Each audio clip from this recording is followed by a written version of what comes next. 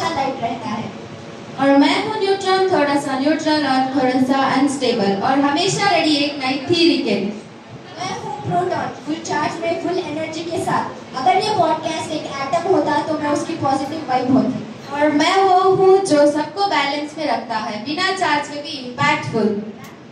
इस एपिसोड में हम लेके आए हैं थोड़ा साइंस, थोड़े गेम्स, थोड़ी मस्ती, न्यूटन्स के लॉज से लेके ब्लैक होल्स तक। चाहे आप मोशन में हो या रेस्ट में, ये पॉडकास्ट आपके लिए। ये है ग्रेविटी टॉस, जहाँ साइंस भी कूल है और host. Can anybody guess about today's chief guest? Furkan sir! So let us call Furkan sir upon the stage.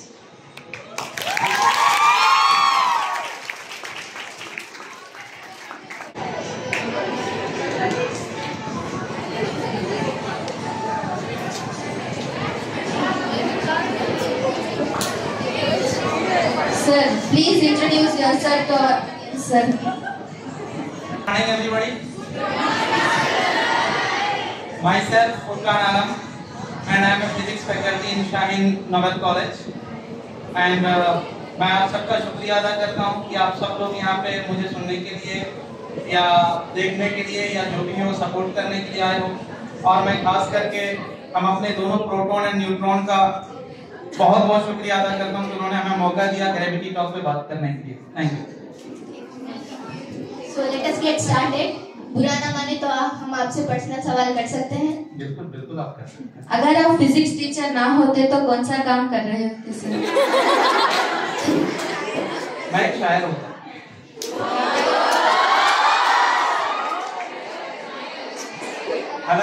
हालांकि मैंने इंजीनियरिंग की है तो मे बी के अगर मेरी फाइनेंशियल कंडीशन अगर सही नहीं होती तो मैं जॉब भी कर रहा होता। बट एक होता है ना कि दिल से अगर मैं कुछ करना चाहता तो शायद मैं शायर होता। सबसे फनी चीज क्या है जो किसी स्टूडेंट ने आपसे कभी पूछा हो?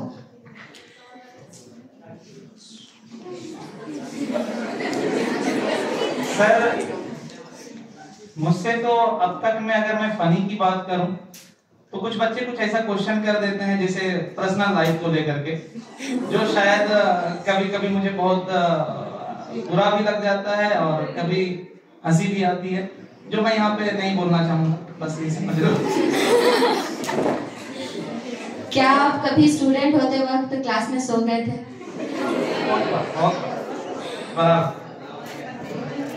जब आप स्कूल में थे तब आपके फेवरेट टीचर कौन थे? स्कूल में एक हमारे विनोद सर करके थे जो हमें मैथमेटिक्स पढ़ाया करते थे। आज तक मेरे वो सबसे फेवरेट टीचर हैं। लेकिन उसके बाद स्कूल के बाद जब हम बाहर निकले तो और भी कुछ ऐसे टीचर मिले जो हमें बहुत ही ज्यादा मतलब अपनी तरफ अट्रैक्ट किए और बहुत इंप्रेस किए, जिसकी वजह से शायद आज मैं टीचिंग लाइन में हूँ। बट स्कूल लाइफ की बात करूँ तो विनोद सर करके थे जो मैथमेटिक्स पढ़ाया करते थे, तो वो मेरे सबसे रोल मॉडल। कौन सी फनी कहानी या जोक आपने कभी फिजिक्स कॉन्सेप्ट समझाने के लिए यूज किया है? एक मैं ग्रेविटी पर अक्सर जोक देता हूँ कि एक व्हाइट बियर को लेकर के एक मैंने क्वेश्चन भी पूछा है पहले कि जैसे एक कोई भालू है और अगर वो 9.8 एक्सेलरेशन से अगर नीचे गिरता है तो बताओ उस भालू का कलर क्या होगा। वो एक तरह का फनी जोक है जो कि देखा जाए तो वो बस ऐसे ही मजाक के तौर पे है, तो वो मुझे लगता है कि मैं सबसे ज्यादा फनी उस पर मैं पूछा हूँ। इसके साथ साथ और भी जैसे मैं ग्रेविटेशन जब समझाता हूँ बच्चों को, ग्रेविटेशन और इलेक्ट्रोस्टैटिक फोर्स की मैं जब बात करता हूँ, उन दोनों के बीच में जो ग्रेविटेशनल फोर्स लगता है उस फोर्स की वैल्यू होती है Gm1m2/r², जहाँ पे G हमारा यूनिवर्सल ग्रेविटेशनल कांस्टेंट होता है। तो उस G की वैल्यू बहुत छोटी होती है, बहुत छोटी, जो न्यूटन ने जो दी थी 6.67 × 10⁻⁷। तो जिसकी वजह से हम दोनों यहाँ पे बैठे हुए हैं ना, तो हम दोनों भी एक दूसरे पर ग्रेविटेशनल फोर्स लगा रहे हैं, लेकिन हम दोनों एक दूसरे को अट्रैक्ट नहीं कर पा रहे हैं क्योंकि हमारे मास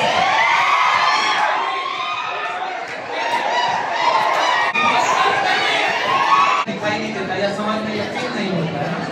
लेकिन वहीं पर दो प्रोटॉन जो होते हैं उन दोनों के बीच में जो फोर्स लगता है या दो चार्ज पार्टिकल के बीच में जो फोर्स लगता है दैट इज K1/r² होता है।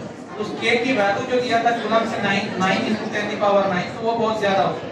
तो मैं अक्सर अपनी क्लास में कमेंट करता हूँ कि अगर सोचो कि ग्रेविटेशन की खोज कूलम से नहीं किया होता और अगर ये वैल्यू 9 × 10⁹ दी गई होती g की वैल्यू, तो आज हम क्लास में जो बैठे हुए हैं वो दोनों एक दूसरे से चिपक गए होते। तो ये एक जो कि लगता है कि मैं ऐसे ही बस फनी और हंसी मजाक के तौर पे मैं बोल रहा हूं। क्या आपसे क्लास में कभी किसी स्टूडेंट ने ऐसा सवाल पूछा हो जिसे सुनकर आप कुछ नहीं कह पाए, और वो सवाल क्या था? सब्जेक्ट रिलेटेड, जैसे आपकी बच्ची। सब्जेक्ट रिलेटेड अक्सर मैं कहीं पे जब जाता हूँ ना, तो लोग अक्सर आइंस्टाइन, पता नहीं बच्चों में खास करके आइंस्टाइन को लेकर के बहुत ज्यादा क्रेज है, तो आइंस्टाइन की थ्योरी को लेकर के अक्सर जगह पे मुझसे सवाल पूछ लिया जाता है, जिसके बारे में मुझे कुछ ज्यादा नहीं पता है। मुझे क्या कि मोस्ट ऑफ द जो फैकल्टीज होते हैं ना, खास करके ये नीट और जेई को लेकर के, उन्हें आइंस्टाइन की थ्योरी जो बेसिक है वो तो पता होती है, लेकिन जो डीप लेवल पे उनकी बातें कही गई है तो वो सब चीजें मुझे भी नहीं पता है और अक्सर लोगों को नहीं पता होता है। तो जब मुझसे पूछा जाता है उनकी रिलेटिविटी वगैरह को लेकर के, तो वहाँ पे मैं चुप हो जाता हूँ। मैं बोलता हूँ कि भाई वो बड़े लोग थे, उनके बारे में हम ज्यादा चर्चा नहीं कर सकते। अपनी टीचिंग जर्नी के बारे में कुछ बताइए, या फिर आपका एक्सपीरियंस कैसा रहा सर? एक्सपीरियंस ठीक ठाक रहा। टीचिंग देखा जाए तो शुरुआत तो मजबूरी में की गई थी, लेकिन अब मजा आने लगा है और जहां तक जैसा सोचा था टीचिंग को लेकर के वैसा पाया। जैसा एक्सपेक्ट किया था कि ये सारी चीजें मेरी लाइफ में होती चली जाएगी तो बेहतर होगा, तो वैसा ही अब तक तो होता जा रहा है। आगे भी उम्मीद है इंशाल्लाह बेहतर ही होगा। मैंने समझ लीजिए कि हर फील्ड को देख लिया, लगभग हर जगह जा करके देखा। अपने टेक्निकल लाइन में भी मैंने जॉब करके देखा, टेक्निकल में भी एक नहीं दो दो तीन तीन लाइन में जाके देखा। जैसे कि मेरा जो इंजीनियरिंग में जो मेरा था ना वो सब्जेक्ट, वो इलेक्ट्रॉनिक एंड कम्युनिकेशन था। हमारे पास 2 इंजीनियरिंग का समझ लीजिए डिग्री है, एक तरह से इलेक्ट्रॉनिक्स भी एंड कम्युनिकेशन भी। हम दोनों फील्ड में जॉब करते थे, हमने दोनों फील्ड में जॉब करके देखा। हमने और भी अलग अलग सेक्टर ट्राई किए, लेकिन सब जगह से थक हार करके मुझे लगा कि मुझे पता नहीं मुझे क्या करना चाहिए। तो मजबूरी में कुछ बच्चे मिल गए थे जिसे पढ़ाना शुरू किया, और फिर बाद में पता चला कि मेरा फील्ड एक्चुअल में तो यही है, शायद इसी में मुझे रहना चाहिए। तो अब तक आई एम हैप्पी, मैं खुश हूँ। कौन सी बात है जो आप चाहते हो कि आपके स्टूडेंट आपसे कभी ना पूछें?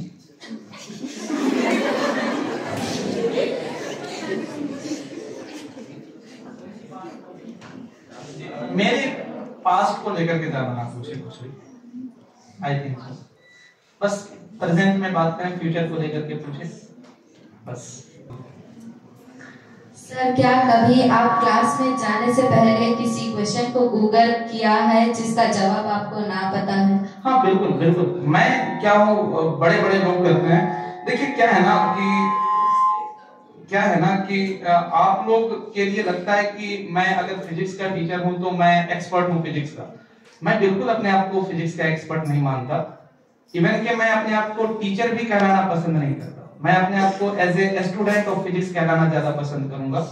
मैं सीख रहा हूँ, और मैं क्या कि जो जिनसे मैंने फिजिक्स सीखी है ना, जो कि शायद अपनी डिग्री फेंक करके मार दे तो हम जैसे लोग क्वालिफाइड हो जाए, वो अपने आप को कहते थे कि I am not a faculty, I am not a teacher of physics or professor of physics, I am a student of physics. और फिजिक्स एक ऐसा सब्जेक्ट है ना जिसमें आप जो सोचोगे कि एक्सपर्ट हो गए, दैट्स नेवर पॉसिबल। हाँ, मैं ये जरूर कह सकता हूँ कि 11th 12th का मैं अभी जैसे कंटेंट पढ़ाता हूँ नीट और जेईई को, तो उस पर मुझे इतनी कमांड है कि मैं आप लोगों को, अगर जो भी बच्चे हमसे पढ़ रहे हैं, अगर वो सही से अपना टाइम टेबल सही से फॉलो करते हुए आगे बढ़ रहे हैं, तो मैं उनका नीट और जेईई क्वालिफाई करा सकता हूँ। बट अगर मैं ये कहूँ कि मुझे पूरी तरह से कमांड है, मैं हर क्वेश्चन करा सकता हूँ, दैट्स इम्पॉसिबल। ये कोई भी टीचर अगर कहता है तो वो झूठ बोलता है, समझ रहे हैं? कई बार ऐसा होता है ना, कई बार तो ऐसा होता है कि हम जान रहे हैं इसका सॉल्यूशन क्या है, उसके बावजूद हमसे गलतियां हो जाती है। आज सुबह ही जब मैं आ रहा था तो मैं ये अपने हाथ में वॉच बांधा, और वॉच बांधने के बाद मैं 5 मिनट तक ढूंढता रहा कि मेरी वॉच कहाँ है। तो गलतियां तो हो जाती है, नॉट आउट होती है। और कई बार ऐसा होता है कि क्वेश्चन ऐसे आ जाते हैं कि हमें लगता है कि यार ये क्वेश्चन बहुत मुश्किल है, हमें भी देखना पड़ता है। और कई बार ऐसा होता है कि गूगल पे भी हमें गलत आंसर मिल जाता है, तो ऐसा भी होता है। तो मैं ये बिल्कुल नहीं कह सकता, या इवन कि कोई भी ये नहीं कह सकता कि हम पूरी तरीके से, अब यू नो कि अगर आप यूनिवर्स की बात करोगे ना, फिजिक्स का मतलब क्या है? नेचर को समझना, नेचर को स्टडी करना। आप यूनिवर्स को देखोगे ना, यूनिवर्स में जितनी भी चीजें हैं उसका ओनली 5% लोगों को पता है। आप जितने भी स्टार्स, मून, प्लेनेट, अर्थ, ये जितनी भी चीजें आप देखते हो ना, उसका ये पूरे यूनिवर्स का ओनली 5% है। 95% अभी तक लोगों को नहीं पता है। तो जब आइंस्टाइन, न्यूटन जैसे लोगों को 95% चीजें फिजिक्स की नहीं पता है, तो मैं किस लेकर मुझे भी बहुत सारी चीजें नहीं आती और मुझे भी देखना पड़ता। सबसे पहले क्या आया था, मुर्गी या अंडा?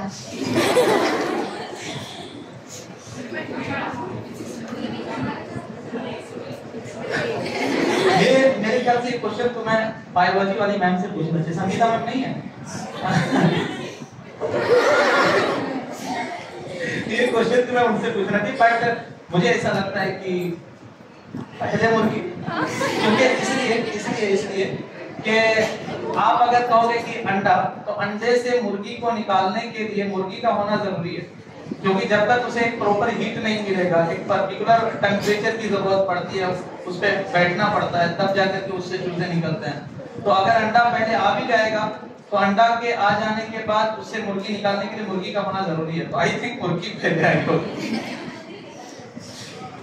All right, before we get into too deep, let's spice up the things in this episode with one little game. Cheer up! Okay, now we are going to play the game Tell the Color Not the Word. आपको इस game में जो word लिखा हुआ है उसके अंदर वाला कलर बताना है, ना कि वर्ड। उसके अंदर का जैसा अंदर व्हाइट है, तो आपको व्हाइट बताना है, ग्रे नहीं। Okay, got it. So let us get started. हाँ, ये तो व्हाइट हो जाएगा।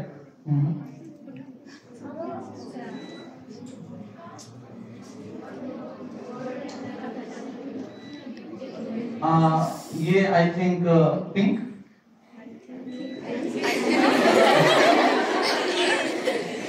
येलो नहीं, इसमें भी पिंक में भी आप लोगों की बहुत सारी कैटेगरी होती है, ये पिंक वो पिंक, तो मैं ये orange, red, orange, black,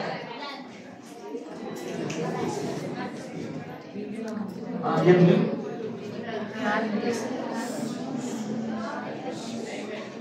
blue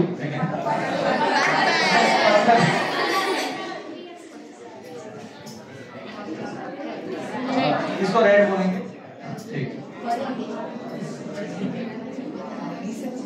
green, green right,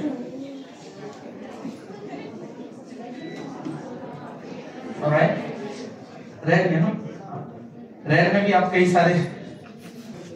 Please give a big hand of applause.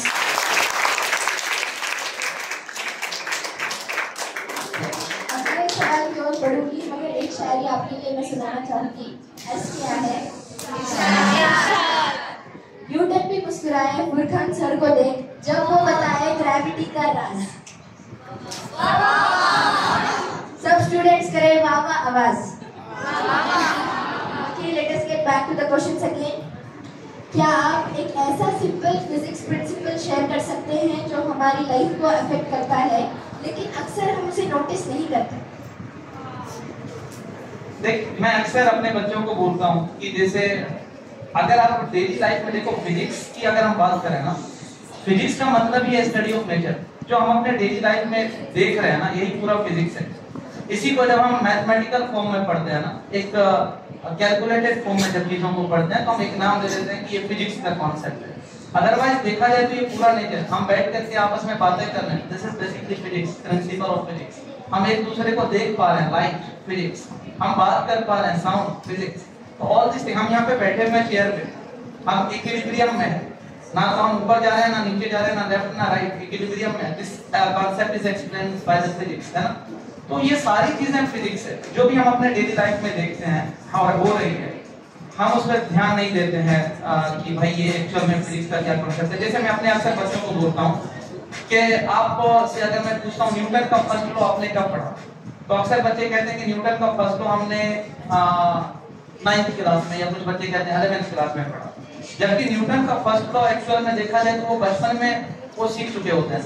कैसे?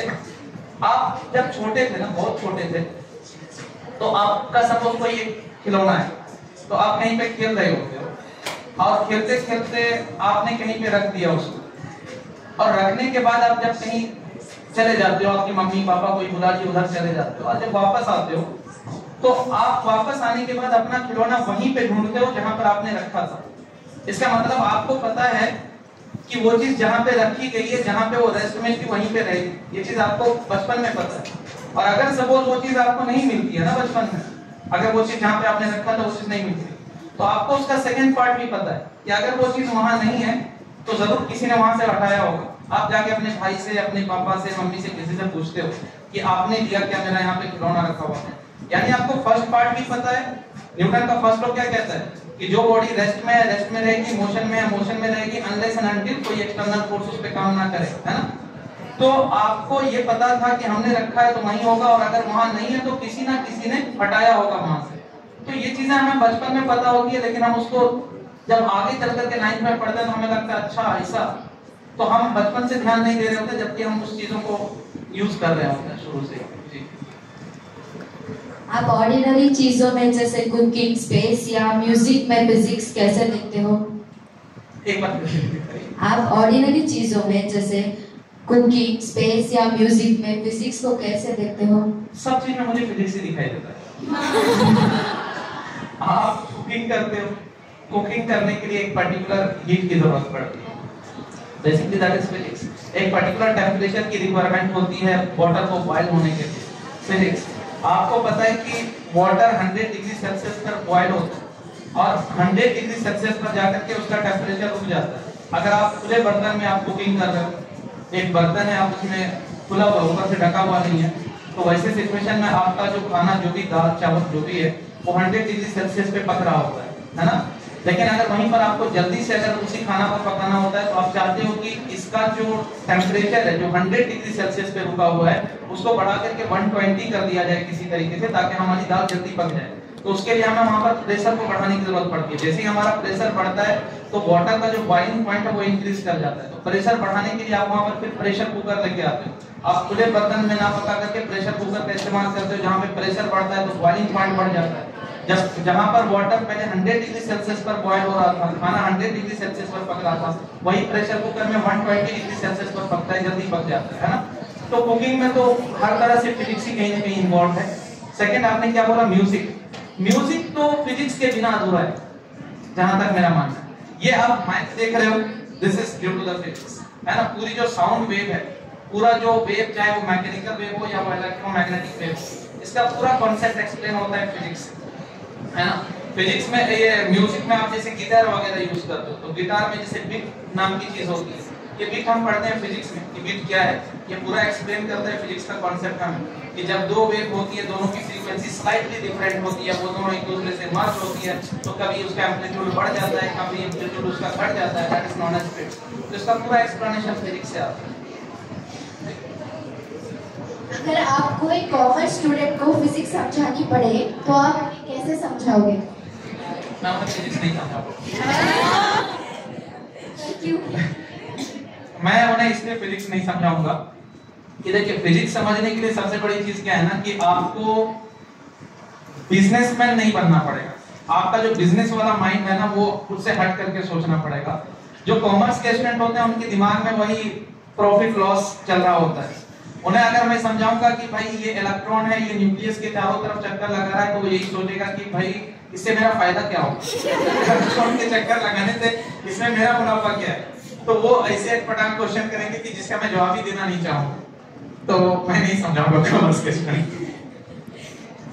फिजिक्स के नजरिए से हवा, लहरें या झोल किसकी वजह से होते हैं सर? फिजिक्स की क्या बोले, फिर से बताइए। फिजिक्स के नजरिए से हवा, लहरें या झोल किस चीज की वजह से होते हैं? ये तो हवा जो चलती है, मोशन ऑफ द विंड की बात कर रहा हूं ना बेसिकली आपको। तो ये तो प्रेशर डिफरेंस की वजह से होता है कि जब मान लीजिए कि कहीं पे टेम्परेचर बहुत ज्यादा होता है, तो टेम्परेचर बहुत ज्यादा होने की वजह से वहां की हवा हल्की हो जाती है, हल्की होकर के वो ऊपर उठती है। कोई भी चीज जो हल्की होती है ना, जिसका वेट कम होता है, तो ग्रेविटी का फोर्स जो है, अर्थ का जो फोर्स लग रहा है उस पर कम लगता है। तो हवा जब हल्की होगी तो वो हवा ऊपर चली जाएगी, और उस हवा की जगह को भरने के लिए जहां पर की हवा भारी है, जहां पे ठंडा एरिया है, तो उस ठंडे एरिया से हवा जो है चल करके इस हल्की जहां पर की हवा ऊपर चली गई उसको भरने के लिए दौड़ती है, तो उसकी वजह से हवा का मूवमेंट होता है। जैसे एग्जांपल के तौर पे यहाँ पे भी हॉल में सारे बच्चे बैठे हुए हैं, और सपोज यहाँ पे बहुत मुश्किल हो रहा है बैठना, काफी गर्मी हो रही है और बाहर ग्राउंड खाली है और बाहर आप एसी वगैरह लगा देते हो, तो जाहिर सी बात है ये सारे बच्चे भाग करके उधर जाना पसंद करेंगे। तो सेम वही चीज होती है वहाँ पर। जब हम अपने फोन को बहुत देर तक यूज करते हैं तो वो गर्म क्यों होता है? ये तो पूरा इलेक्ट्रॉनिक चीज है ना, आप तो प्रोटॉन और न्यूट्रॉन हो, आपको पता होना चाहिए। ये जो हमारा फोन है ना, तो इसमें पता है नाम मैं आपको एक बार पहले जानना चाहूंगा, मैं भूल गया हूँ इसलिए मैं प्रोटॉन न्यूट्रॉन बोलता हूँ। नहीं, एक्चुअल नाम सानिया। देखो सानिया क्या है ना कि इसमें बिलियन ऑफ ट्रांजिस्टर्स लगे हुए होते हैं, बहुत सारे सेमीकंडक्टर डायोड्स हैं, ट्रांजिस्टर्स हैं, वगैरह वगैरह बहुत सारी चीजें लगी हुई होती है। तो वो सब जब वर्क करते हैं ना, तो वर्क करने का मतलब उसे इलेक्ट्रिकल एनर्जी चाहिए होता है। जो इसमें जो सेल लगी हुई है, बैटरी लगी हुई है, उससे वो इलेक्ट्रिकल एनर्जी देता है और वो इलेक्ट्रिकल एनर्जी की वजह से वो इलेक्ट्रॉन का वहां पर मूवमेंट होता है। बेसिकली आप जो भी चीज देख पा रहे हो वो इलेक्ट्रिकल एनर्जी का कन्वर्जन होता है लाइट में, साउंड में, वगैरह वगैरह। तो जब वो इलेक्ट्रॉन मूव करता है तो एक इलेक्ट्रॉन दूसरे इलेक्ट्रॉन से टकराता है। जब वो टकराता है तो अभी मैंने 11th के बच्चों को पढ़ाया है इलास्टिक कोलिजन। इलास्टिक कोलिजन में क्या होता है कि कोई भी काइनेटिक एनर्जी का लॉस नहीं होता है, बट इलास्टिक कोलिजन आइडियली हो पाना पॉसिबल नहीं है, इम्पॉसिबल है। तो जब एक इलेक्ट्रॉन दूसरे इलेक्ट्रॉन से टकराता है तो उसकी काइनेटिक एनर्जी का कुछ पार्ट हीट के फॉर्म में डिसिपेट होती है, बर्बाद हो जाती है। तो वही इलेक्ट्रॉन की जो इलेक्ट्रॉन एनर्जी लिया है इलेक्ट्रिकल से, सेल से, वो एनर्जी जो कि उसकी काइनेटिक एनर्जी बन गई है, उसका कुछ पार्ट हीट के फॉर्म में डिसिपेट होता है, जिसकी वजह से हमारा फॉर्म होता है।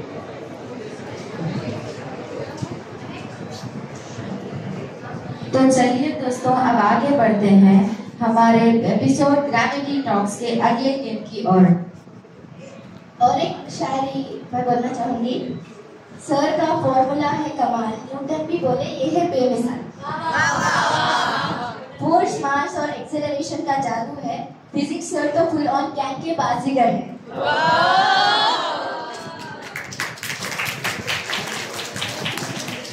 All right, guys. I think it's time for a little change of pace. Time for a dare.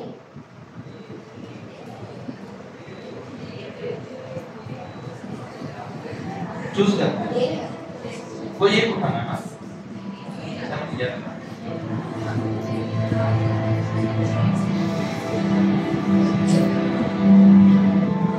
बताना सबके सामने। रिवेल करने को बोला गया कोई एक सीक्रेट टैलेंट है ना। तो मेरे अंदर जो टैलेंट है, शायरी तो आप सब जानते ही है ना।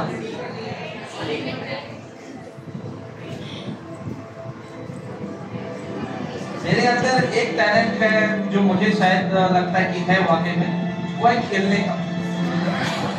क्रिकेटर, मैं एक ठीक ठाक क्रिकेटर हुआ करता था। मैं अपने कॉलेज में भी अपनी डिपार्टमेंट की तरफ से खेल चुका हूँ। साथ ही साथ जब मैं अपने गांव में था तो वहाँ भी ठीक ठाक खेलता था, जो कि अब छूट गया है कहीं ना कहीं। बट आई थिंक वो टैलेंट है मेरे अंदर, जो इनबिल्ट टैलेंट है। शायद मैं अभी भी अगर प्रैक्टिस करूँ तो अच्छा खेल सकता हूँ।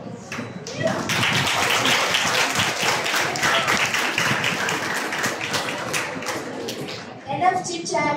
Let's fire up next round of questions. क्या आपका कभी स्पेस में जाने का सपना रहा है?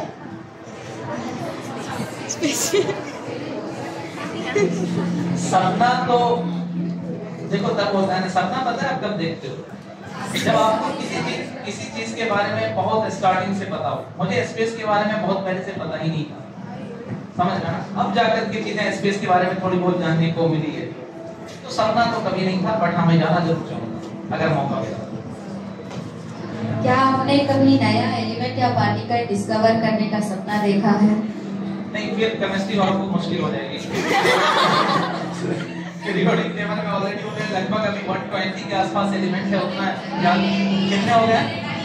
हाँ, जो कि 180 के आसपास है, तो वो याद करना काफी मुश्किल हो रहा है। उसमें एक और ऐसे बच्चे हमारे न्यूटन और आइंस्टाइन को इतनी गाली देते हैं, तो मुझे ध्यान शुरू कर देंगे। आपका ऐसा कौन सा गोल है जिससे आप स्टूडेंट्स को इंस्पायर करना चाहोगे? हाँ, मेरा एक गोल जरूर है कि मैं एक टाइम पे मैं चाहता हूँ कि पूरे इंडिया लेवल पे, इंडिया ही नहीं इवन के वर्ल्ड लेवल पे मैं एक बेस्ट स्पीकर के तौर पे देखा जाऊँ। ये मेरा गोल है, मेरा सपना है कि मैं जब स्पीच दूं, जैसे कि कुछ मेरे रोल मॉडल हैं, जैसे मनोहर जमा लोग हैं, इन लोगों को मैं सुनता हूँ। मनोहर जमा हो गए या फिर संदीप माहेश्वरी हो गए, तो इन लोगों से मैं काफ़ी मुतासिर हूँ और मैं वैसा ही कुछ स्पीकर बनना चाहता हूँ। और जिससे ये होगा कि एक दिन शायद मैं ज़्यादा से ज़्यादा स्टूडेंट को अपने से कनेक्ट कर पाऊँगा और शायद मुझसे ज़्यादा लोग फ़ायदा उठा पाएंगे। तो मेरा वो गोल है, सपना है, जो कह लो वहाँ पहुँचना मेरे लिए। जब आप क्लासरूम में प्रवेश करते हो तो आपका मेन एम क्या होता है? तो हमारा मेन टारगेट यही होता है कि हम भले ही कम पढ़ा करके क्लास से निकले, हम 4 टॉपिक अगर हमारे शेड्यूल का है तो हम उसमें से 2 टॉपिक ही पढ़ा करके क्लास से बाहर निकले, लेकिन हम जब बाहर निकले तो वो 2 कॉन्सेप्ट हमारे बच्चों को पूरी तरह समझ में आ जाना चाहिए। बेसिकली मैं फिजिक्स पढ़ाने से ज्यादा मैं फिजिक्स सिखाने में ज्यादा बिलीव करता हूँ। मैं ये सोचता हूँ कि जो भी चीजें मुझे आती है वो अपने बच्चों को सिखा दूँ। पढ़ना तो ठीक है, पढ़ाई तो कोई भी कर सकता है, रट्टे लगाना समझना वो कोई बड़ी बात नहीं है। फिजिक्स टोटली अंडरस्टैंडिंग का है ना, आप उसको सीख लेते हो, समझ जाते हो, तो वो बहुत बड़ी बात होती है। तो वो मैं सिखाने पे फोकस करता हूँ कि लर्न करा दो, चीजों को समझा दो। आप फिजिक्स को कैसे मजेदार बनाए रखते हैं? बीच बीच में बच्चों की पिटाई करते नहीं, मजेदार तो नहीं, मजेदार पिटाई तो करके नहीं। हाँ, क्योंकि देखो फिजिक्स ऐसा सब्जेक्ट ही है ना कि मैं पहले ही बताया कि ये पूरा नेचर से रिलेटेड है। तो हम हर टॉपिक में कोशिश करते हैं कि उसको अपने नेचर से रिलेट करके कुछ एग्जांपल दें, ऐसा समझाने की कोशिश करते हैं। तो जो भी टॉपिक हम पढ़ा रहे हैं उसको अपने डे टू डे लाइफ से कनेक्ट करने की कोशिश करते हैं, अगर हमारे पास प्रॉपर टाइम है तो। और वो कनेक्ट करके फिर बच्चों का अटेंशन जो है अपनी तरफ खींच पाते हैं और इससे मजेदार बन पाते हैं। Let's hear the big cheer for Furqan sir. All right, Amila, I think the audience might be getting bored. Yeah, I think so. Don't you think we should play another game? That's what I meant. Okay, we'll play a game. So let's play the third game of our today's episode called Never Have I Ever.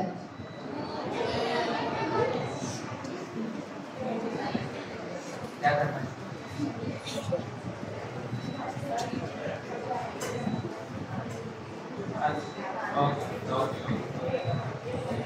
क्या आपके साथ कभी ऐसा हुआ है कि आप बिंदास गलत एग्जाम्पल देकर अपने कॉन्सेप्ट को शुरू किया है? गलत एग्जाम्पल देकर? आई थिंक नहीं। कभी गलती से हो गया होगा वो अलग बात है, लेकिन होता है, इंसान है, गलती तो होती ही है। मैं कोई फरिश्ता तो होने की गलती नहीं की, बट जानबूझ करके ऐसा नहीं किया। जानबूझ करके मुझे नहीं लगता मैंने कभी कोई गलत एग्जाम्पल देके शुरू किया।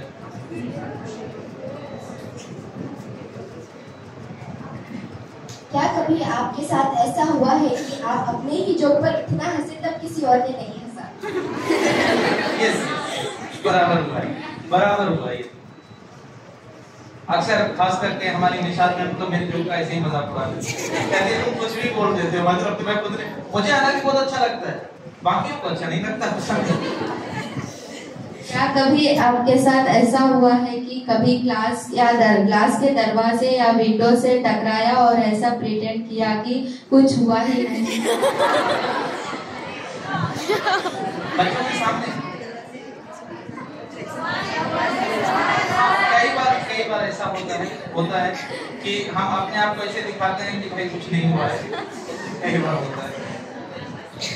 क्या कभी आपने छुट्टी की इतनी इच्छा की हो जितनी एक स्टूडेंट ने तक नहीं की?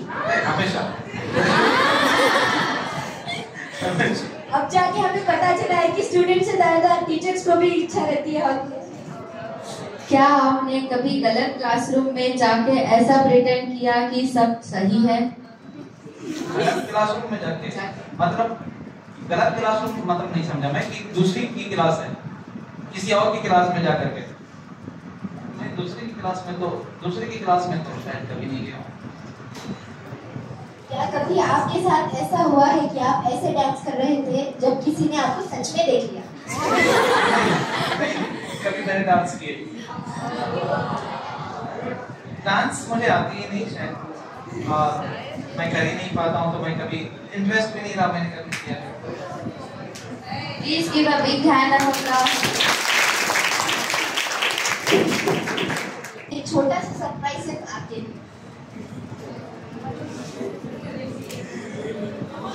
Hello students, I am Kerizwana from second year Shiva. I would like to extend my heartfelt gratitude towards you. As a common student, मैं आपको इतना नहीं जानती जितना साइंस वाले जानते हैं, मगर इतना जरूर जानती हूँ कि आपको शायरी बोलना बहुत पसंद है। इसीलिए मैं आपके अंदाज में आपके लिए शायरी सुनाना चाहूँगी। सर जब चौक उठाए हर फॉर्मूला सीधा नजर आए, ग्रेविटी भी उसके सामने झुक जाए, जिसका राज सब पसंद है। थैंक यू डॉक्टर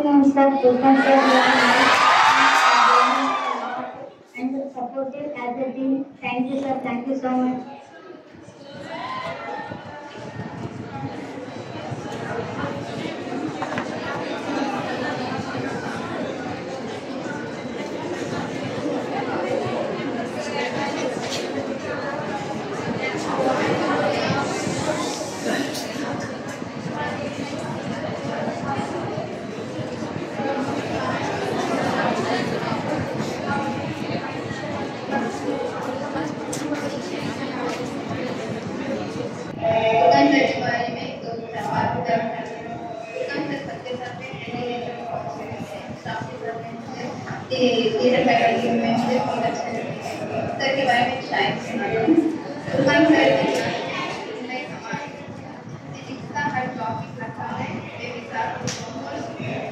एनर्जी सबको जाए आसान सब समझाए अपना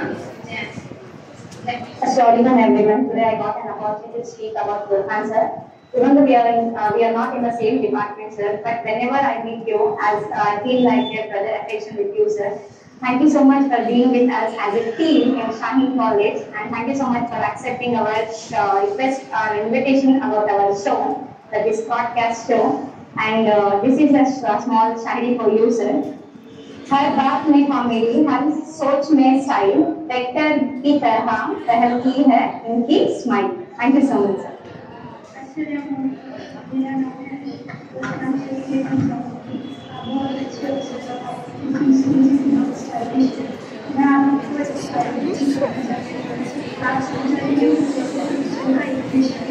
आप समझाते हो जैसे क्वेश्चन का इक्वेशन हर क्वेश्चन को मिल जाता है solution. Thank you, sir. Good afternoon, sir. I feel very happy to share a short poetry with you, sir. Atom से लेकर स्पेस तक का रास्ता, सर बताते हैं बड़े ही आराम से आप।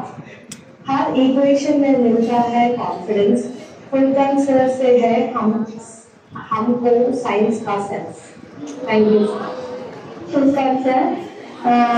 ಎಲ್ಲ ಜೊತೆ ಚೆನ್ನಾಗಿ ಮಾತಾಡ್ತಾರೆ, ಲೆಕ್ಚರ್ ಕ್ಲಾಸ್ ಜೊತೆ ಎಲ್ಲ ಚೆನ್ನಾಗಿರ್ತಾರೆ, ಸ್ಟೂಡೆಂಟ್ ಜೊತೆಗೂ ಚೆನ್ನಾಗಿ ಮಾತಾಡ್ತಾರೆ। ಗುಡ್ ಆಫ್ಟರ್ನೂನ್ ಎವ್ರಿವನ್,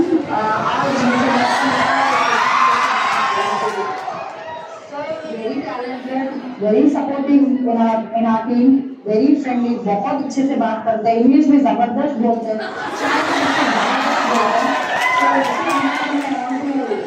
से और शायरी to you sir. Furqan sir का दिमाग है तेज, कॉन्सेप्ट को कर दे इजी जैसे मजे। उनके लेक्चर में ना हो बोर्डपन का चांस, बस साइंस का साथ हो लर्निंग का dance. Thank you so much for giving this opportunity to speak about sir. Thank you so much. अस्सलाम वालेकुम फुरकान सर, बहुत बहुत शुक्रिया आपने फिजिक्स मान को इंट्रोड्यूस किया। आप जो पढ़ाते हैं वो बहुत अच्छे से समझ आता है एंड आप हमारे को फ्रेंड के जैसा बात करते, बहुत बहुत शुक्रिया।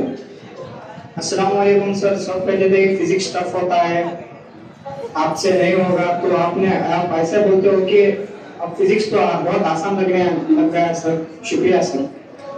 कहीं फ्रिक्शन कहीं टेंशन का हाल, सर बनाए हर प्रॉब्लम को कमाल, उनके पढ़ाना है दिल को छू जाना, हर टॉपिक लगे आसान और प्यारा। So Furkan sir लगे बेटा है this is all the thing I want so thank you.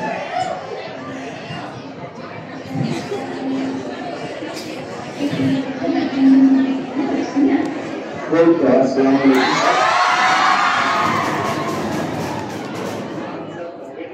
As a fraser, I came here and I don't have a enough knowledge or deeply everything, but how to teach, and every time Pradhan sir guide me how to teach in class and other, and here people are very different according to north side and here, and all students like already we have 2 months we are teaching here.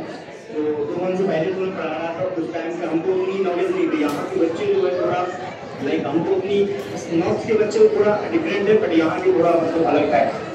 तो हमें काफी सीखने को मिला, बहुत supportive है। एक as a मेरा ब्रदर, बड़े भाई उनको मानता हूँ, हम दोनों साथ में रहते हैं और सपोर्ट डे एवरी डे हम लोग बात करते हैं कि स्टूडेंट हमारे कैसे हैं। कुछ हम जब मैं पढ़ाता हूँ तो कुछ आप फीडबैक लेते हैं, तो वो बताते हैं, शायद अभी भी बताते हैं कि आपसे ये चीज हो गया रहा हूँ, आप इस चीज को करो। वेरी सपोर्टिव एज मैं बड़े भैया के साथ, बड़े भैया के मतलब कंसीडर करता हूँ, तो उनके लिए शायरी, क्योंकि शायरी के लिए यहाँ पर बहुत ही फेमस है। जब दुकान सर चौक हाथ में लेते हैं सब इक्वेशन सीधे हो जाते हैं। साइंस भी कहते हैं मुझे इनसे प्यार है, ऐसे सर से पढ़ने में ही तो मजा है। थैंक यू सो मच समझाने के बाद उसके अस्सलाम वालेकुम सर। सर शुक्रिया आपका फिजिक्स से हमारी दोस्ती कराने के लिए।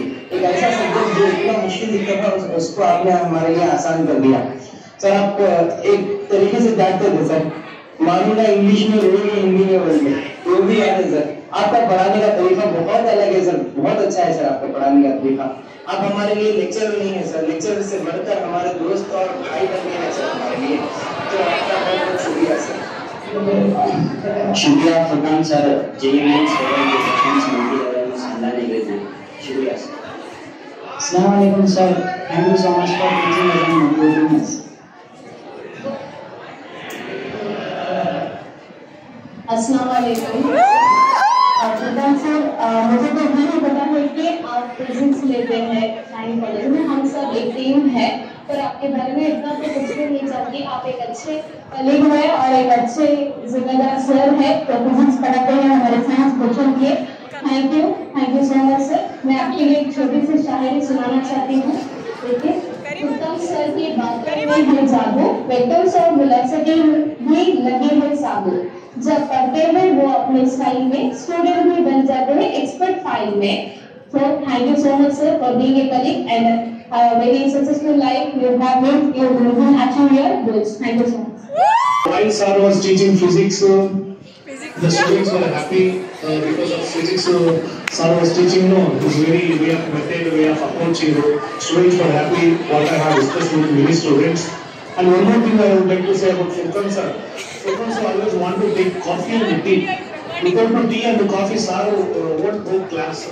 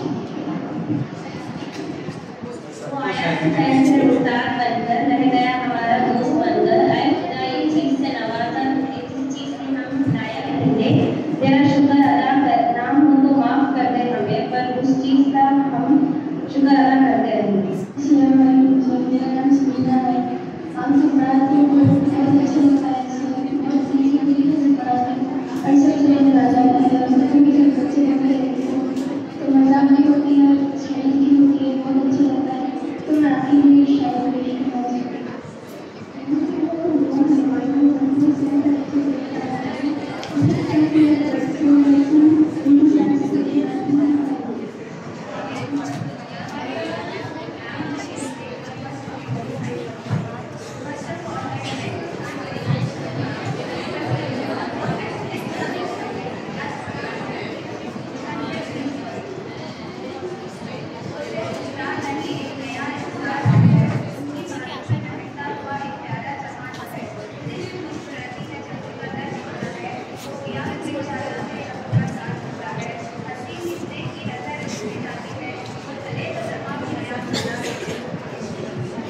हेलो सर, गुड आफ्टरनून, कैसे हो आप? And I really thankful for this opportunity, क्योंकि मुझे एक चांस मिला है आपके बारे में बात करने के लिए। सर, मैं इस वीडियो को कंप्लीट हिंदी में रिकॉर्ड करना चाहती हूँ और आपको तो पता ही है मेरा हिंदी उतना ठीक नहीं है, इसीलिए मैंने खुद की थोड़ी लाइंस लिखी हूँ यहाँ पर। So I would like to read this out. So starting from हमारा फर्स्ट मीटिंग से आज तक हम जब भी मिलते हैं आप बहुत खुशी खुशी से स्माइल देकर बात करते हैं और हमें भी हंसा के जाते हैं। बहुत खुशी मिलती है हम सबको आपसे बात करने से। बहुत पॉजिटिव एनवायरनमेंट भी आप क्रिएट करते हैं। सर, आप बहुत अच्छे स्पीकर हैं। किसी ने आपको ये बात बोला कि नहीं मुझे पता नहीं, लेकिन आप बहुत एक गिफ्टेड पर्सन हो। बच्चों को बहुत मोटिवेट करते हैं आप, और एक ब्रदर के जैसा, एक फ्रेंड के जैसा हमारे बच्चों को आप प्यार करते हो। This makes you the best teacher here. और आपकी शायरी सर क्या बोलना, वाह वाह माशाल्लाह।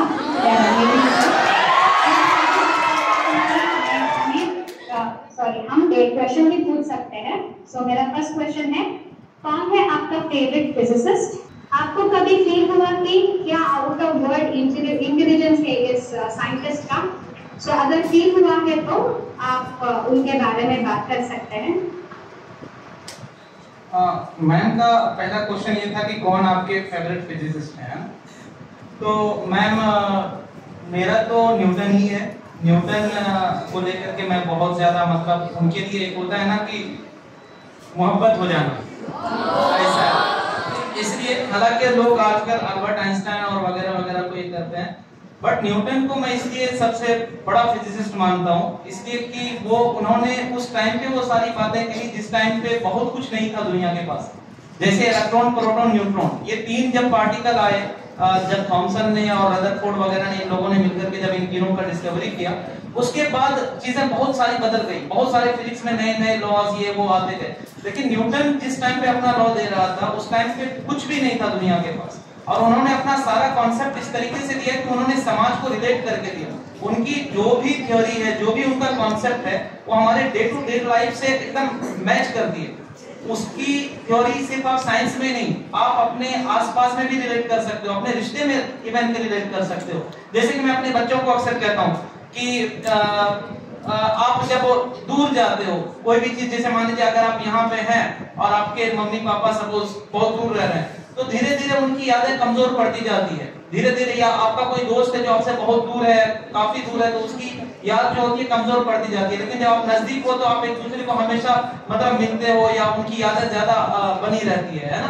तो यही बात न्यूटन ने अपने इसमें कहा था कि दो मास के बीच में जो फोर्स लगता है वो inversely proportional to the square of the distance between them.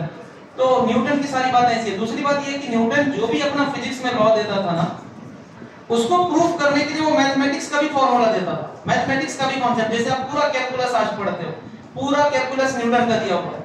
उन्होंने अपनी बात को साबित करने के लिए उन्होंने मैथमेटिक्स का एक नया न्यू ही डाल दिया कि भाई जो बात मैं कह रहा हूं उसको कैसे प्रूफ किया जा सकता है, इसके लिए पूरा कैलकुलस बना दिया उन्होंने। तो वाकई न्यूटन जो है वो एक अलग ही बंदा था। उन्होंने सिर्फ मैकेनिक्स में ही नहीं, उन्होंने ऑप्टिक्स में भी अपना काम किया, जो आज हम न्यूटन्स फॉर्मूला के नाम से मिरर में पढ़ते हैं। और भी उन्होंने कई सारी बातें ऑप्टिक्स में कही। अगर न्यूटन के टाइम में आई थिंक कि इलेक्ट्रॉन, प्रोटॉन और न्यूट्रॉन की खोज हो गई होती ना, तो आज शायद हम 100 साल और आगे होते दुनिया में, आई थिंक सो। तो न्यूटन। और सेकंड क्वेश्चन में कोई कहता, हमारे कॉमर्स स्टूडेंट्स को भी एक अच्छा इंफॉर्मेशन मिल जाता। और मेरा और एक पर्सनल क्वेश्चन है सर, मुझे पर्सनली एस्ट्रोफिजिक्स का बहुत शौक है। अगर आप स्टीफन हॉकिंग के बारे में कुछ बोले तो बहुत अच्छा लगता है सर। जहां तक स्टीफन हॉकिंग की बात है, तो वो जो अभी जितनी भी थ्योरी दिए हैं, खास करके मॉडर्न फिजिक्स की जो भी थ्योरी है, स्टीफन हॉकिंग ने, उससे पहले जो अल्बर्ट आइंस्टाइन थे, वहां से लेकर के जो आज की थ्योरी जितनी भी चली आ रही है, फैक्ट तो ये है कि वो थ्योरी मुझे कुछ समझ में नहीं आती। स्पेस से रिलेटेड बातें कही है, और उसमें जैसे हाइजेनबर्ग की थ्योरी को उन्होंने रिलेट किया है कि हाइजेनबर्ग थ्योरी ने जो कहा था कि किसी भी पार्टिकल का एग्जैक्ट पोजीशन और एग्जैक्ट मोमेंटम एक ही टाइम पे एग्जैक्टली कैलकुलेट नहीं किया जा सकता। इन सारी बातों को लेकर के उन्होंने कही है बातें। तो मुझे उतना ना तो उनको मैं सुना और ना ही हमारे सब्जेक्ट में उतना हमें पढ़ाना पड़ता है उनकी थ्योरी को, तो मुझे उनके बारे में ज्यादा आइडिया नहीं है, इसलिए मैं उस पर बात करना नहीं चाहूंगा। हमारा शायरी टीम के लिए एक शायरी पेश करना चाहती हूँ मैं। गुरु का दर्जा सबसे ऊपर, पर उन्होंने सिखाया यारी। किताबों से आगे जीने की राह दिखाए सारी, जो एक दोस्त की तरह हाथ पकड़कर चलाए, वही शिक्षक हो हर मोड़ पर मुस्कुराए। फूल हो गुलाब जैसा, महल हो ताज जैसा, और जिंदगी के हर कदम पर हमारे बच्चों को मिले टीचर जो आप जैसा। आप यूनिवर्स के लॉस को पढ़ाते हैं सर, यही दुआ मैं आपको दे रही हूँ कि पूरी यूनिवर्स आपको अच्छी हेल्थ, प्रॉस्पेरिटी और सही सलामत रखे। And I take this opportunity to thank our Commerce Department, especially for our broadcast team, for giving me this opportunity. And sir, हमारा जो एक शाहीन टीम है ना, एक बहुत बढ़िया एक फैमिली है सर। So इस बहुत बड़ा फैमिली से मुझे आपके जैसे एक छोटा भाई मिले हैं। So I'm really thankful for it. Thank you for this opportunity. और मैं thank you ma'am, thank you. एक और चीज मैं इसमें ऐड करना चाहूँगा। मैम ने स्टीफन हॉकिंग के बारे में जो कहा, उन्होंने एक ये थ्योरी दिया है कि एक्सपेंडिंग यूनिवर्स को लेकर के, मैम, कि ये जो हमारी यूनिवर्स है ना, ये कंटिन्यूअसली एक्सपेंड करती चली जा रही है, फैलती चली जा रही है, ठीक है ना। जो अभी हमारा डार्क एनर्जी और डार्क मैटर पे भी रिसर्च चल रहा है लोगों का, तो उस थ्योरी से भी यही बात निकल करके आती है कि इस यूनिवर्स का 95% जो है वो डार्क है, जिसके बारे में अभी तक कुछ पता ही नहीं चला, जो ना तो लाइट को एब्जॉर्ब करता है ना रिफ्लेक्ट करता है। तो इन सारी चीजों को लेकर के उन्होंने कहा कि, और यही चीज कहीं ना कहीं मैम हमारी जो हॉली बुक है कुरान शरीफ, एग्जैक्ट तो मैं नहीं कोट कर सकता क्योंकि मेरी उतनी अभी ताकत नहीं है कि मैं कुरान शरीफ की किसी कोट को आपको बताऊं, लेकिन उसका जो कुछ कुछ मतलब है वो यही है कि ये यूनिवर्स इतना बड़ा है जिसके बारे में अभी लोगों को कुछ नहीं पता है। और हमारे हॉली बुक में ये कहा गया है कि हमारे जो गॉड है अल्लाह, उन्होंने एक वर्ड यूज किया था कुन, और कुन किया और एक बहुत बड़ा सा ब्लास्ट हुआ, और ब्लास्ट होकर के ये पूरे बिखर गई पूरी दुनिया, और फिर उससे ये हमारी अर्थ वजूद में आई, ये अर्थ बनी। इसी बात को स्टीफन हॉकिंग भी कहते हैं कि एक कोई बिग बैंग थ्योरी नाम की कोई चीज वो बोलते हैं कि कुछ ब्लास्ट हुआ और फिर ये दुनिया बनी और फिर ये फैलती चली जा रही है। तो कहीं ना कहीं हमारी हॉली बुक से वो चीजें रिलेट होती है, बट उस पर अभी ज्यादा कुछ रिसर्च हुआ नहीं है, तो उतना मैं डिटेल में उस पर बात नहीं कर पाऊंगा। सर सच्ची बात बता कि हमने आपको सरप्राइज किया, क्या हम कामयाब हुए?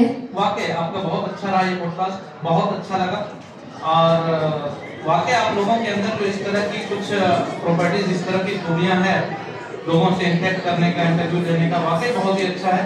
और मैं दुआ करूंगा ऊपर वाले से कि आप लोग और भी आगे जाओ, और आज मेरा इंटरव्यू ले रहे हो, कल हमारे देश के प्राइम मिनिस्टर का इंटरव्यू करो, देश के बड़े बड़े साइंटिस्ट का इंटरव्यू करो, है ना। इंशाल्लाह मैं दुआ करूंगा और आप लोग बहुत आगे जाओगे। Alright, we have come to close of our today's podcast. I would like to take a moment to express my heartfelt gratitude. Thank you sir. आपका दिल से धन्यवाद जो आपने हमें आपका कीमती समय दिया, केवल हमारे लिए यादगार रहेगा। And firstly, a special thanks to our respected administrator Nishant ma'am for giving us this opportunity and constant encouragement.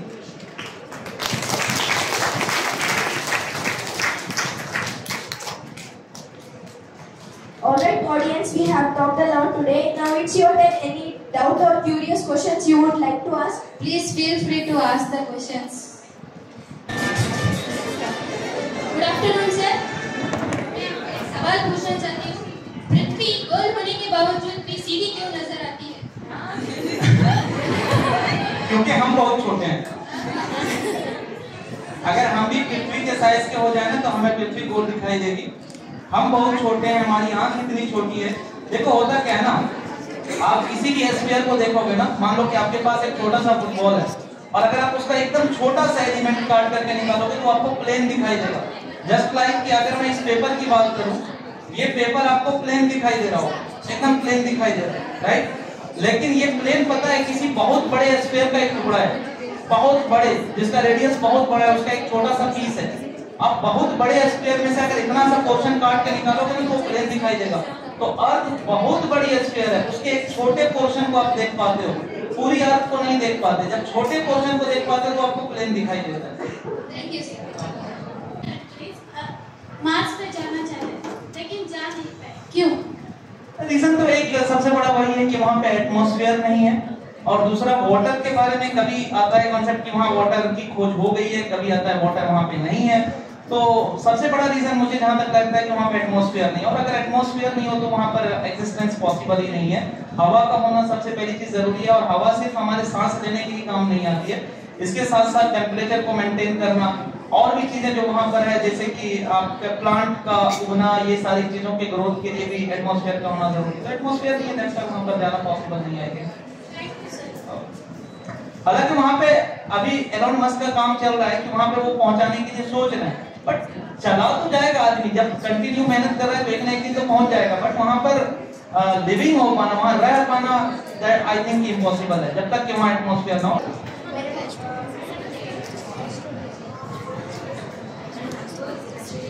Hello sir, अर्थ को वर्टिकल फॉर्मेट में देखा जाए तो ग्रेविटी को कहां तक मेजर किया जा सकता है? अगर अर्थ को डाउनवर्ड या अपवर्ड, अबव द सरफेस या inside the surface? Above the surface तो देखो, अगर ग्रेविटी हम मेजर कर रहे हैं तो देखो होता क्या है कि हर एक चीज का अपना एक रेंज होता है। अर्थ का भी अपना एक रेंज है जहां तक इसकी ग्रेविटी इंपैक्टफुल हमें दिखाई देती है।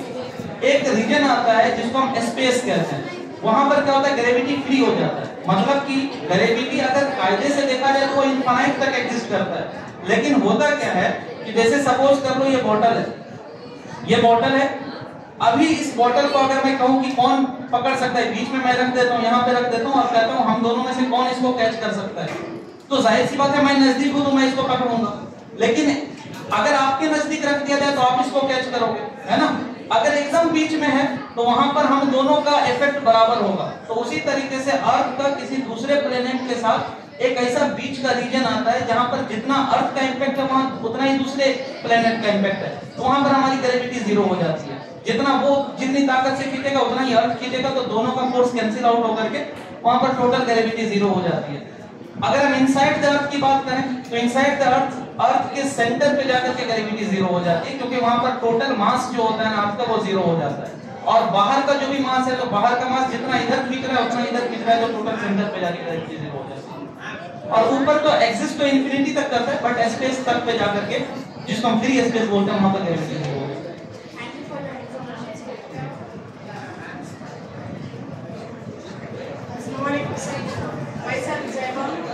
So my question is, ज्यादातर डेंजर जोन में रेड कलर का ही सिग्नल यूज किया जाता है क्यों? रेड कलर, ये तो हमारे बच्चे भी बता देंगे।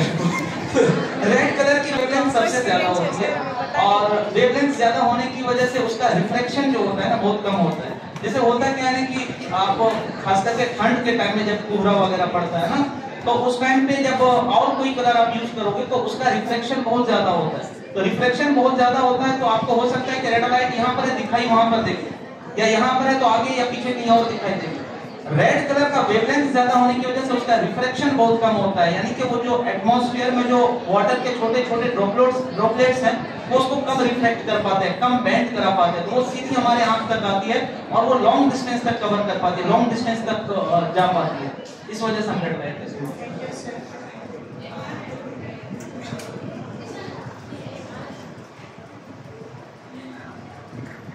Good afternoon, sir. So, why does Earth look like a blue marble? क्या? Why does Earth look like a blue marble? Blue planet बोल रहे ना, ऐसा मार्बल, ब्लू मार्बल, राइट। वो तो सिंपल सी बात है कि हमारे अर्थ पर जो है पानी ज्यादा पाया जाता है, लगभग 75% वाटर है, और स्काई का जो कलर है ना वो ब्लू है। स्काई का कलर ब्लू इसलिए है कि जब सन से लाइट आती है, तो सन से जब लाइट आती है तो उसमें 7 कलर्स है, तो उसमें जो सबसे ज्यादा मुड़ जाती है, सबसे ज्यादा जो रिफ्रैक्ट हो जाती है लाइट, वो ब्लू है।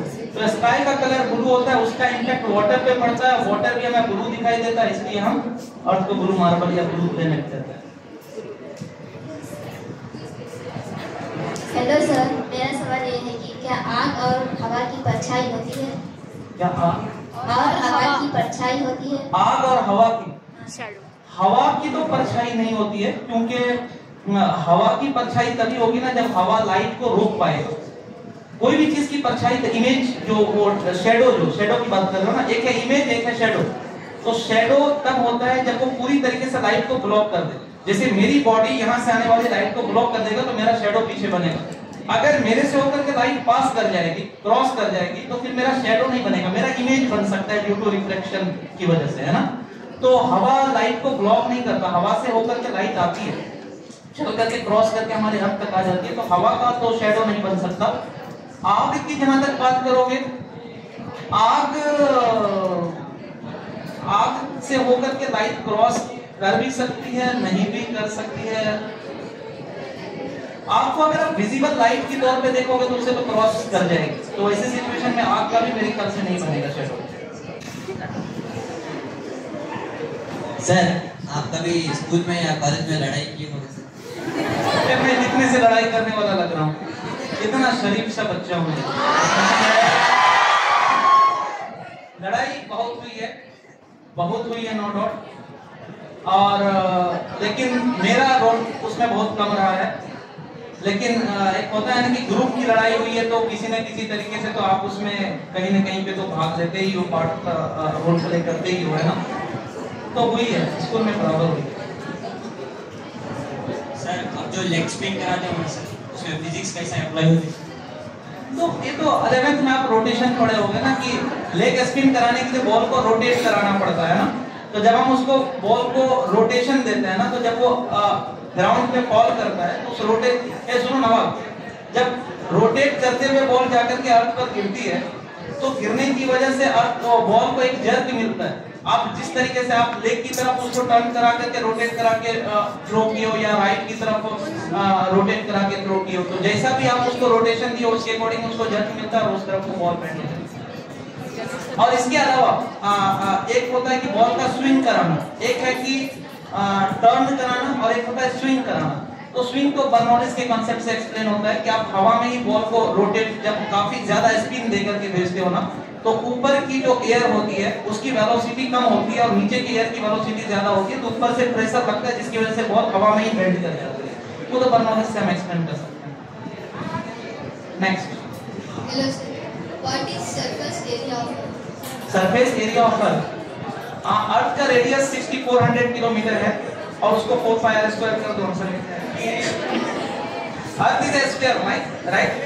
तो स्फीयर का जो सरफेस एरिया होता है वो 4πr² होता है। तो 4 आपको पता है, पाई की वैल्यू 22/7 और रेडियस डाल दो 6400 किलोमीटर, कैलकुलेट करो। कॉमर्स वाले आपको कैलकुलेटर अलाउ नहीं, सॉल्व कर सकते हैं। अस्सलाम वालेकुम sir, what is astrophysics? What is astrophysics? Astrophysics तो ये जो पूरी फिजिक्स है ना, तो इसमें हम बेसिकली डिस्कस करते हैं हेवनली बॉडीज को लेकर। लिसन, हेवनली बॉडीज जैसे हमारी स्टार है, प्लेनेट है, मून है, इन सब चीज को हम डिस्कस करते हैं इस फिजिक्स के अंदर, ठीक है ना। स्पेस वगैरह को डिस्कस करते हैं, उस पर काम करते हैं। Thank you. Astrology based on the planet moon, कई लोग बोलते हैं कि वो हमारा फ्यूचर डिसाइड करता है, क्या इसका कॉन्सेप्ट है?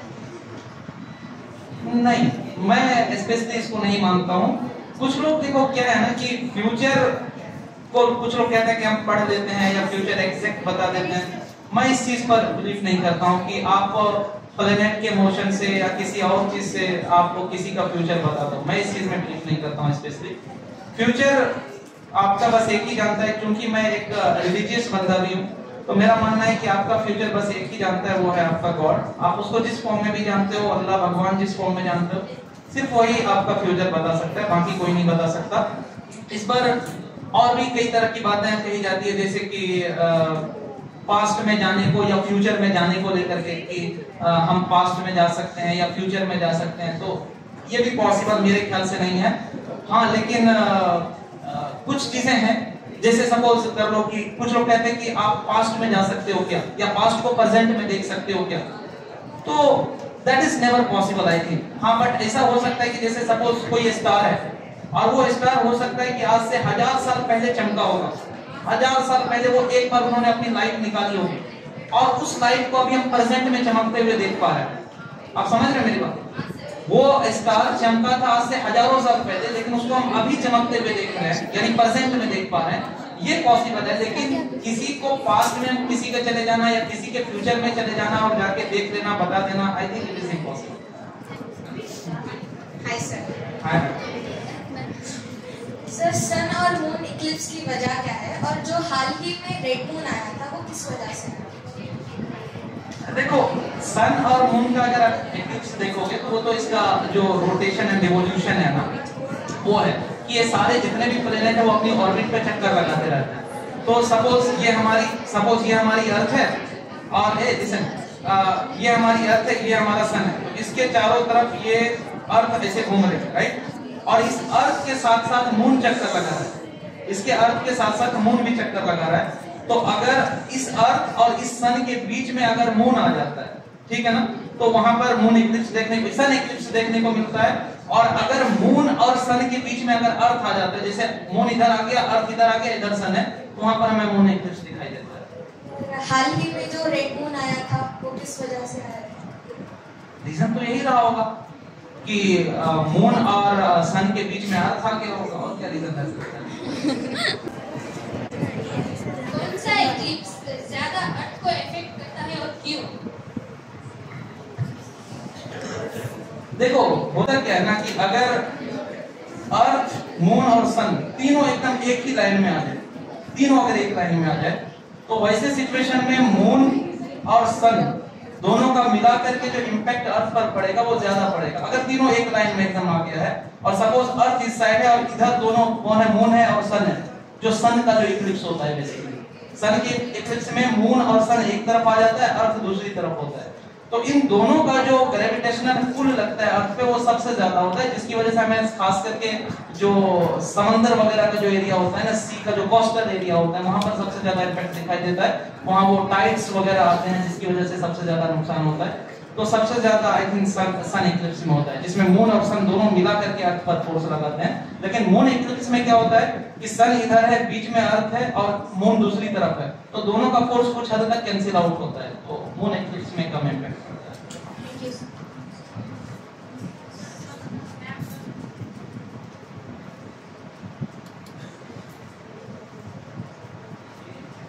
हेलो सर, ब्लैक होल के बारे में पूछना था सर। ब्लैक होल क्या होता है और वो मेटल चीजों को कैसे खींचता है? खींचता देखो क्या है ना, ब्लैक होल कुछ ब्लैक होल को अगर हमें सिंपल भाषा में कहूं ना, तो सिंपल एक ऐसा ऑब्जेक्ट जो लाइट को ना तो रिफ्लेक्ट करे और ना ही अपने में से इमिट करे। वो क्या करता है ना, जो भी लाइट है वो सबको एब्जॉर्ब कर देता है, अपने अंदर रख देता है। तो आप सोचो उसकी ग्रेविटेशनल पुल इतना स्ट्रांग है, उसकी डेंसिटी इतनी कह लो स्ट्रांग है कि वो लाइट को भी एब्जॉर्ब कर लेता है, एक सिंगल पार्ट भी उसका रिफ्लेक्ट नहीं होने देता है, बाहर नहीं जाने देता है। तो अगर वो लाइट को ग्रेविटेशनल पुल से रोक सकता है तो जाहिर सी बात है किसी ऑब्जेक्ट को भी रोक सकता है। उसकी वजह वही होगी कि डेंसिटी उसकी बहुत ज्यादा होगी, डेंसिटी पर डिपेंड करेगा, और ये हो पाता है ग्रेविटेशनल पुल की वजह से। हेलो सर, एक क्वेश्चन है, अगर मुर्गा ईस्टवर्ड मूव करेगा तो अंडा कहां से निकलेगा? मुर्गा तो अंडा शायद नहीं देता।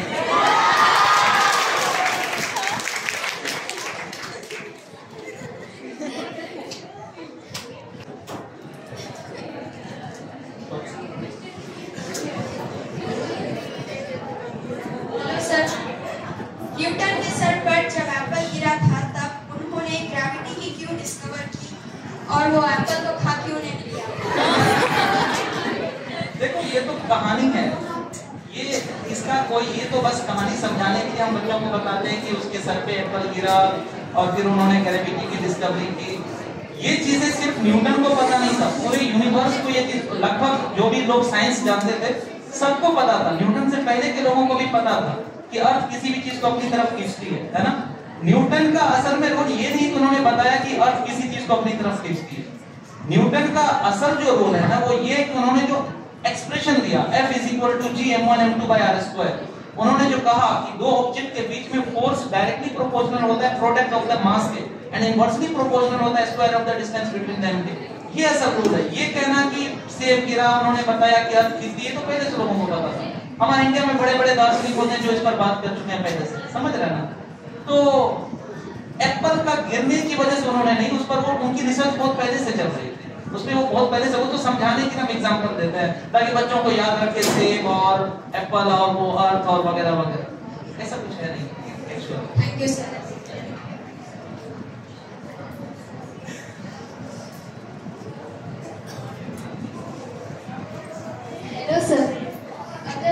ऊंची जगह से हम बिल्ली और बॉल को दोनों एक साथ नीचे छोड़ देंगे तो पहले कौन सी चीज नीचे आएगी और क्यों आएगी? बिल्ली और बॉल। देखो, अगर एयर रेसिस्टेंस को आप इग्नोर कर रहे हो ना, अगर एयर रेसिस्टेंस को हटा दो तो ऐसी सिचुएशन में दोनों एक साथ गिरेंगे, क्योंकि दोनों पर जो ग्रेविटेशनल पुल लगेगा, दोनों का जो g होगा ना, एक्सेलरेशन ड्यू टू ग्रेविटी, वो 9.8 होता है और वो दोनों के लिए सेम होगा। तो दोनों का डिस्टेंस सेम है और दोनों का जो टाइम भी लगेगा वैसी सिचुएशन में सेम लगेगा, है ना। s = ut + ½ at² हमारा इक्वेशन होता है, दोनों का 0 है तो t दोनों का सेम आएगा, बिकॉज़ s सेम है। लेकिन अगर वहां पर एयर रेसिस्टेंस काम कर रहा है तो जाहिर सी बात है बिल्ली का साइज बड़ा है तो बिल्ली पर ज्यादा एयर रेसिस्टेंस काम करेगा। बॉल का अगर साइज छोटा है तो बॉल पर कम एयर रेसिस्टेंस काम करेगा, ठीक है ना। तो जिस पर ज्यादा एयर का रेसिस्टेंस लगेगा वो देर से गिरेगा और जिस पर कम एयर रेसिस्टेंस लगेगा वो जल्दी गिर जाएगा। वो डिपेंड करता है बिल्ली और बॉल में कौन ज्यादा साइज किसका बड़ा और छोटा है। Thank you sir. Polar star कहां है और वो क्यों मूव नहीं करता? पोलर स्टार कौन है ना?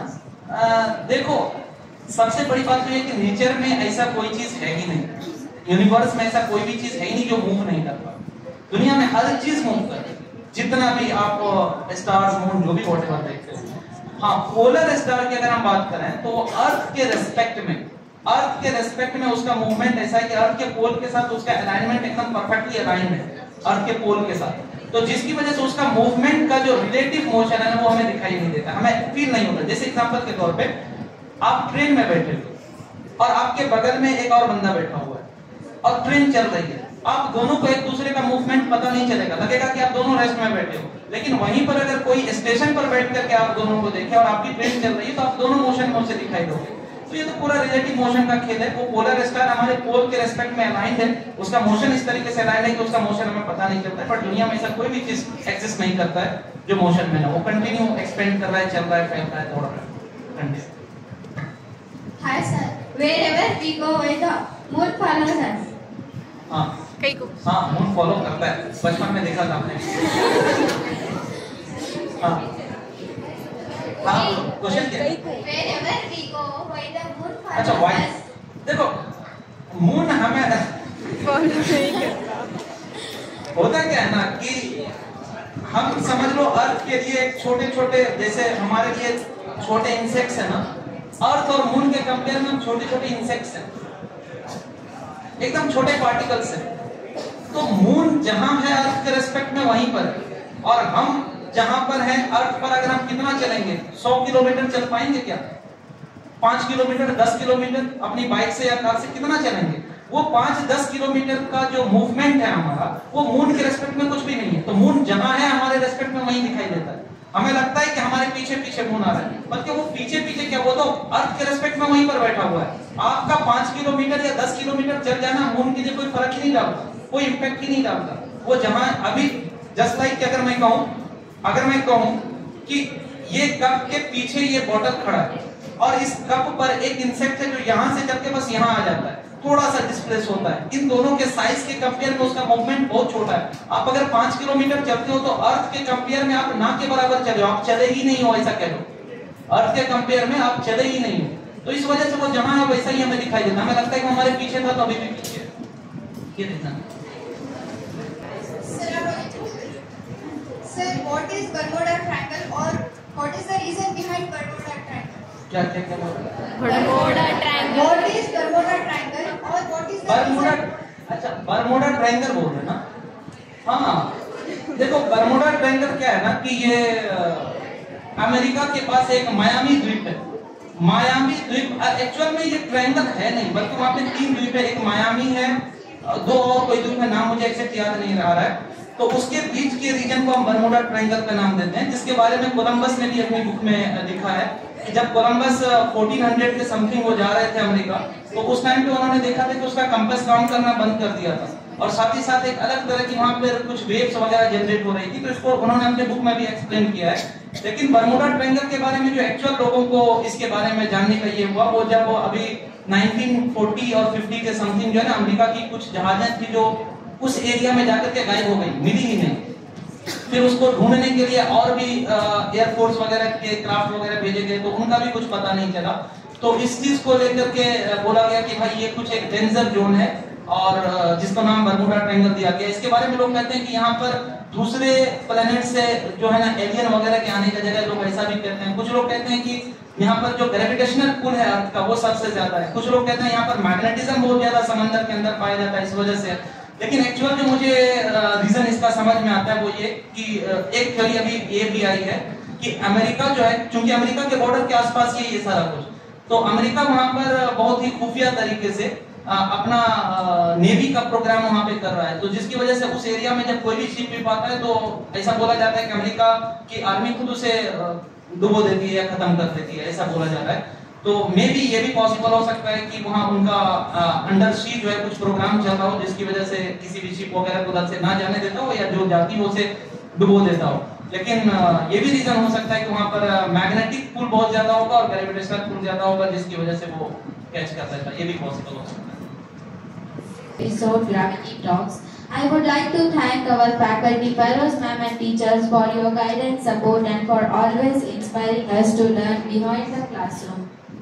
And also thank you our podcast team, your creativity, efforts and teamwork made today's episode possible. Last but not the least, I would like to thank our wonderful audience for being with us, listening so patiently and making this session meaningful with your presence. Sir, आज हमने आपसे बहुत कुछ सीखा है, लेकिन podcast का मजा तभी कंप्लीट होगा जब हम आपको न्यूटन पर एक शायरी सुनाएं। अर्ज किया है, गिर गया सेब, न्यूटन ने सोचा ये क्यों हुआ? अरे भाई, खा के सोता तो हम सबका जीवन सुखद हुआ। ना होती ग्रेविटी, ना होता टेंशन का अटैक, ना पढ़ते डेरिवेशन, ना सॉल्व करते प्रोजेक्टेड ट्रैक। एक फ्रूट ने बदल दिया सिलेबस का सीन, अब हम गिरते हैं एग्जाम्स में thanks to that one routine. Newton भाई माफी चाहते हैं दिल से, पर अगला सेब गिरा तो बस उठाएंगे और खा लेंगे मिलकर। इसीलिए मैं एलिमेंट्स की डिस्कवरी नहीं कर रहा हूँ। जैसे आप लोग बोल रहे हो ना, कल मेरे बारे में भी बच्चे बोलेंगे, इसीलिए मैं कोई भी एलिमेंट वगैरह नहीं खोल रहा। ये पॉडकास्ट आप सभी के बिना पॉसिबल ही नहीं हुआ होता। पूरी टीम की तरफ से एक बार फिर से आप सबको धन्यवाद। I am Sania, signing off with laughter, learning and lots of memories. Until next time, stay curious, stay happy and don't forget to keep smiling. Thank you. Furqan sir is an ambitious guy with golden dreams. He is a teacher with magnetic personality. रवां दवां है उधर को ही तमाम खल्क़े खुदा, वो खुश खराम जिधर सैर को निकलता है। सर, अल्लाह आपके तमाम जायज़ मकासद में आपको कामयाब करे, आपके आने वाली ज़िंदगी में ढेर सारी खुशियाँ हो, बरकत हो, आमीन। यकीन हो तो कोई रास्ता निकलता है, हवा की ओट लेकर भी चराग जलता है। उम्मीद और यास की रुत आती जाती है, मगर यकीन का मौसम नहीं बदलता है। All the best. जब भी तेज चलता हूँ नजारे छूट जाते हैं, कोई जो रूप गढ़ता हूँ तो सांचे टूट जाते हैं, कोई जो रूप गढ़ता हूँ तो सांचे टूट जाते हैं।